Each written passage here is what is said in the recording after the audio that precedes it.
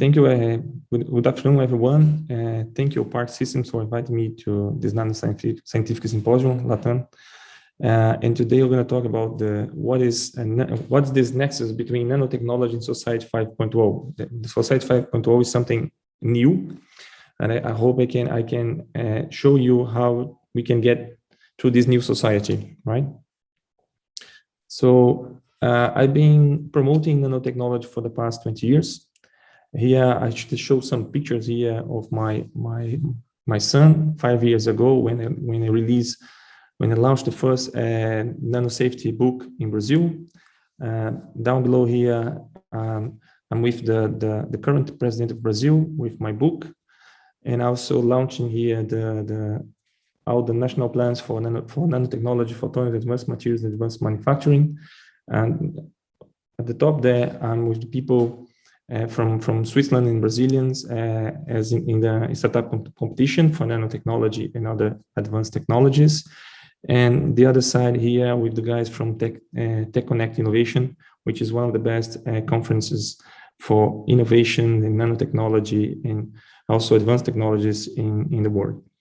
So my first contact with nanotechnology was in 1992. And I also gave some talks and also TV presentations about nano products in Brazil. So this has been a ideal for my life, something that I've been doing and really enjoying so much doing and talking about nanotechnology, promoting nanotechnology. For this, when I was the head of nanotechnology and key enabling technology in Brazil, we launched 4 national plans, which became the legal frameworks for nanotechnology, and also introduced nanotechnology for the automotive innovation sector, which all this public policy help to tailor also and help to move forward Brazil in this nanotechnology and other technologies, photonics, advanced materials, and also technology for advanced manufacturing as well. FibreNova is the company I own, which I help companies to bring their products and their ideas from bench to market. We also offer legal advice services and regulatory support services as well. So you can see here just a couple of companies we've been working on and helping people to develop their technology and bring it to the market. So this is nanotechnology is something sometimes very difficult for people to understand, but we help these companies navigate through all the difficulties and all the ideas and how you can really transform that single idea in a very successful product. You can reach me through my website, which is leandroberti.com.br. We can discuss this later, but feel free to connect and talk to me. Thank you very much. Well, nanotechnology is something, as I told you, something that I'm really passionate about. So here, just a few images that people normally talks about nanotechnology. So normally people says that, at the beginning, people said that nanotechnology was the kind of the hair size technology, but I can show you here that is just a single hair is 10,000 nanometers in size, and also the red cells are 1,000 nanometers in size, and we can kind of reaching at the size at the scale of bacteria, viruses, nanoparticles, and also chemical structure. So in fact, nanotechnology is in this region here, the nanoscale, which is goes from 1 nanometer to until 1 micrometer. And here we coined this name here in Brazil, which called life's engineering for nanotechnology, because is the preferential tool for nature to use and create everything that's around us and is made of nanotechnology, in fact. So, and the main motivation for nanotechnology is that we are currently living in this nanotechnology era, which is this new trend over here, the economical trend. And due to this pandemic problem, we already nanotechnology already value up to $20 trillion US dollars for the whole planet. So it has increased a lot. The less estimate was about 5 trillion, and now it has jumped to 20 trillion, which is quite amazing. So we are really in the good moment for nanotechnology, for everyone that's working on nanotechnology or wanting to go into this market. So also for the market, we have currently from the Start Nano website, we got 9,378 products, over 12,000 companies in 64 countries. So as we have more companies than products, we do have a very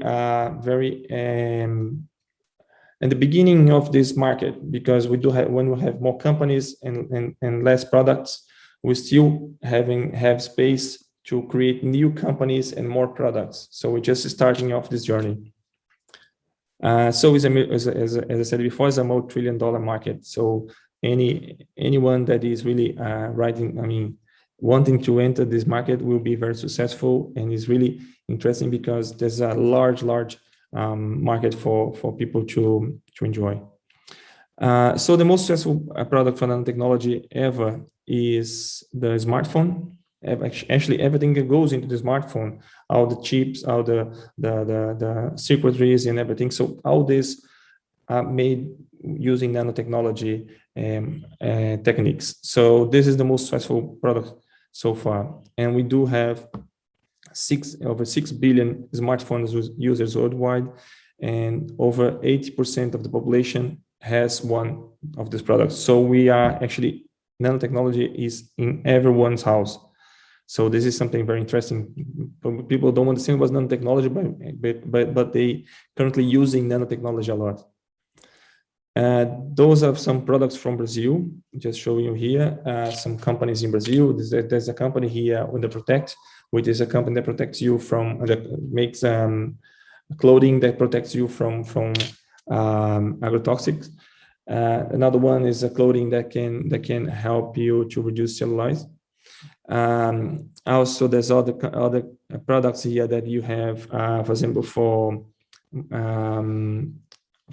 the industry, which can make the bleaching, which is really good for the industry. We also have very advanced nanoceramics in Brazil, which is using for mining. Have industries as well. So there's a lot of products being produced in Brazil already, and we are very proud of that. So society evolved quite slowly, actually. We've been a hunting society for a number of years, and also then we moved from agrarian society, and before moving to the industrial society, we created the tea and coffee shops, which made us more awake. Because before that, people are just drinking beer and also fermented drinks, beverages. So once people start drinking coffee and tea, the Industrial Revolution started. So then we understand how to make good use of the steam to create those machines, and then we start evolving very quickly from that point onwards. So after the Industrial Society and the Industrial Revolution, we got into the Information Society, and we are now leaving the Information Society to go for a super smart society, which is Society 5.0. So we are getting at the point where we're going to merge the physical and the digital in one thing. So we're not going to perceive anymore the same way we perceive as the virtual space as we do today. We're going to see something seamlessly, and that would be very interesting to live on. So to achieve that kind of society, and also to create a better planet, and also to be able to produce faster and more, and even more for the society, and give society the right to be happy, what they call it in the Society 5.0. People do what they wanted to do and to be very happy doing that kind of job, because is much more, is going to be more going to have more fulfillment. So for Industry 4.0, we have the smart industry. So this is the kind of setup we can see for Industry 4.0. A lot of robotics, artificial intelligence, IoT, and all those structures for manufacturing very fast. So what's the thing that people mostly don't say about Industry 4.0 is that it's a high customization, a high volume, high frequency, high speed, and high quality, and also unsupervised. So for a company to achieve Industrial 4.0 level, they have to balance those characteristics and in a way that they can they really can produce without have the lowest loss as possible. Because as you don't have that much people anymore in the factory, and also all the process is digitized, we do have a lot of customization as well. So there's a lot of things to be considered, and here nanotechnology can help a lot. For the digital transformation is also a tool, also a means to achieve the Industry 4.0 and also Society 5.0. So you can get from the customer to the industry. We have all those technologies floating around, like mixed reality, Internet of Things, AI, big data, and data analysis, industrial, Internet of Things, additive manufacturing. And the most important things in all those technologies here is the data quality. So nanotechnology can help this very much, because we can create very specific types of nanosensors that can extract data that's much more reliable than the actual sensors we have today. So you can create a much better big data from this data that you collected from nanosensors, and then you can give a much better way for the companies to do their decision-making process. So it's very important that we evolve in the sense and on this area with nanotechnology, with nanosensors, and very rapid and also high quality collection of data. Because if you know about AI or those very advanced technologies from computing side, we have to have a very good quality data. Otherwise, there's no need to. There's no way to do this. So that's why we have to invest a lot on this. Also, nanosensors, also sensors that's more cheap, as sometimes even disposable sensors, so you can collect data easily and also in more cheaper than we're doing today, and more robust as well. So if you think about nanotech and IoT, nanotech is very much important. For example, like the Google contact lens, you can create those polymers, and also you create a very good network of the circuitry for you can collect data easier, and also transfer data easily and faster. As you can see here, a bio-inspired thermal sensor here from the butterfly that GE has developed, this nanosensor, which has it can detect heat up to 18 centigrades, which is quite low. The cars here, Samsung Flexible Electronics, and also the main store with which is made by HP, which does processing and memory at the same time, using also nanotechnology. So nanotechnology is everywhere. Nanotechnology can be used for Industry 4.0, not only in the components, but also during the process. You can create coatings that can make faster transitions from the product from one side to another. You can create grips for robotics that can collect things easily and faster. So there's a lot of things to be developed. Still, we're using nanotechnology to develop this new industry, this new industrial revolution. Nanotech also helps a lot in the communication side. As you can see, smart everything. So for 5G, we have gigahertz communication, and if you think ahead, we can use terahertz communication, which is already a 6G project. They call the 6G flagship project from University of Oulu in Finland, which uses a lot of 3D nanostructures and metamaterials to create those new type of devices for advanced communications. So we're already thinking about 6G. People are already implementing 5G, but we can also thinking about 6G, which is a step ahead, and also using a lot of nanotechnology to deliver those wonders. So as I told you before about nanotechnology used for industry for the industry 4.0, we also have the machines that's currently used for industry 1.0 and are not available yet, because we have to create gears and all bits and pieces using, for example, graphene, which is very tough material and a very reliable material, and other 2D materials, to create machines that can last longer for the cycles that will be needed for industry 4.0, for the high frequency, for the high production cycles. And so we do need a better type of materials for those kind of machines. You can see also another example here using nanotechnology, super fast, ultra high density, non volatile memory, and any run, using carbon nanotubes or carbon nanographene, which is, you can see nanographene tubes. So you can see here, which is in the connection between the source and the drain here. The source here, there's a fabric of carbon nanotubes that in average they conduct energy. So they create this in a CMOS process, which is already being produced and commercialized. Also, you can think about a bit further, talking about medicine 5.0, which is using body area networks, using nanorobots, nanomachines to communicate and also extract information and help to heal the human body. So this is something that is a little bit ahead of our time, but is still a very good promise, using nanotechnology to heal our illness.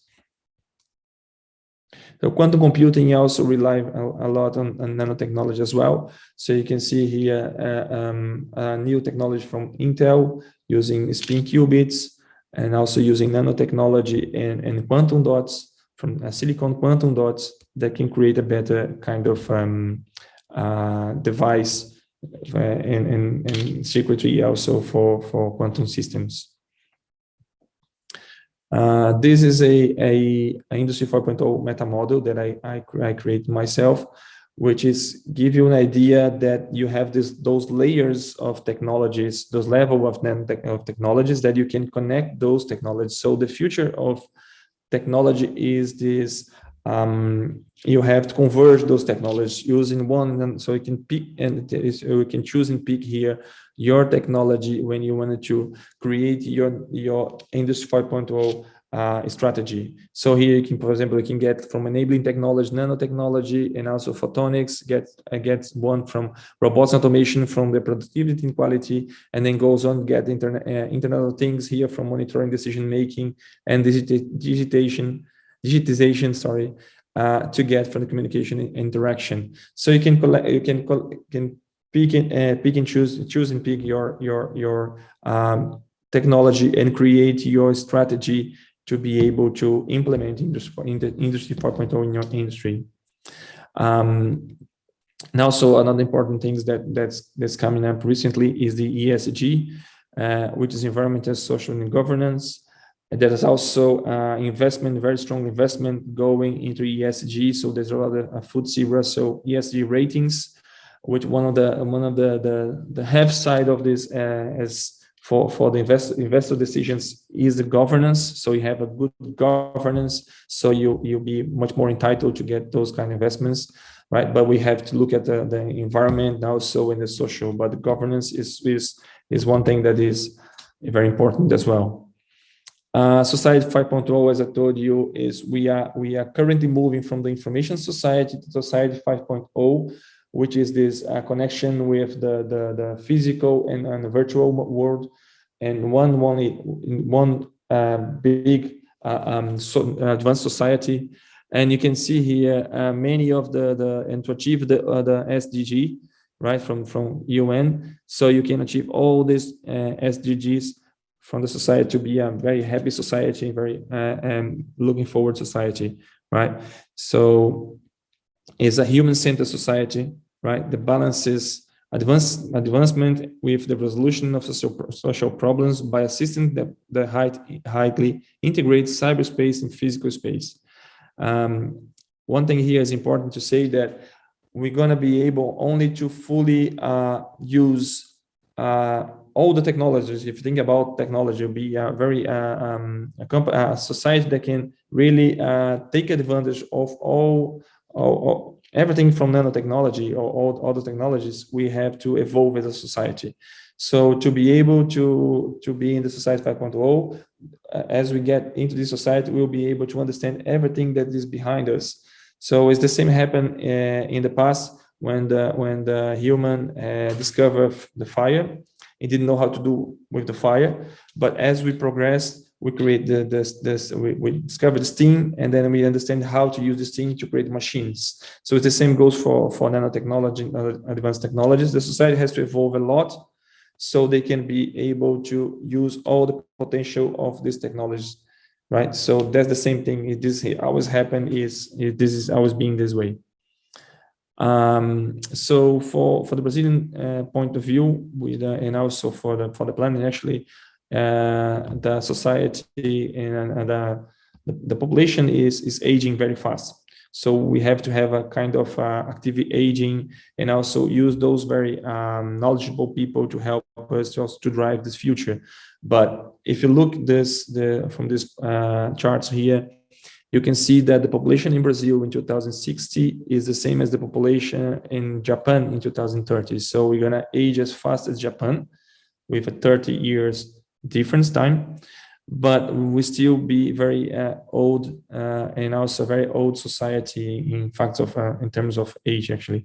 So you can see here that we have to have products and also services and solutions for this kind of population, this kind of arrangement of population, right? So you're gonna have a quarter of young people and a quarter of old people in most of the places. So for Society 5.0 mega trends, you have digital transformation, changes in socio-economic structure, global environmental issues, and also shifts in people's mindsets. And from those mega trends, we do have those opportunities over here. Those are in trillion of yens, but you can see it's very, very large. They have large businesses here from next generation healthcare, digitization of manufacturing, smart mobility, next generation energy, smart living, fintech, cybersecurity, smart agriculture, digital entertainment. In all these areas here, nanotechnology can act upon, so we can really add to all this nanotechnology, which is really feasible and people are doing quite well. And if you think about IoT, AI, robots, also 5G, also 6G, smart cities and low carbon, all technologies that nanotechnology can help to drive forward and even giving more robustness to those technologies. So to go from Society 4.0, which we are currently on, to Society 5.0, we do have to go through those walls. There's walls of the ministries, agencies, wall of the legal systems, wall of technologies, wall of human resources, wall of social acceptance. So all those walls are all ingrained in our society. We have to carefully think about them and find solutions to be able to transpose those walls. Those are the things that sometimes are a hindrance in some countries, others not so much, but we do have to be very aware of those walls to be able to drive to a new society. So to understand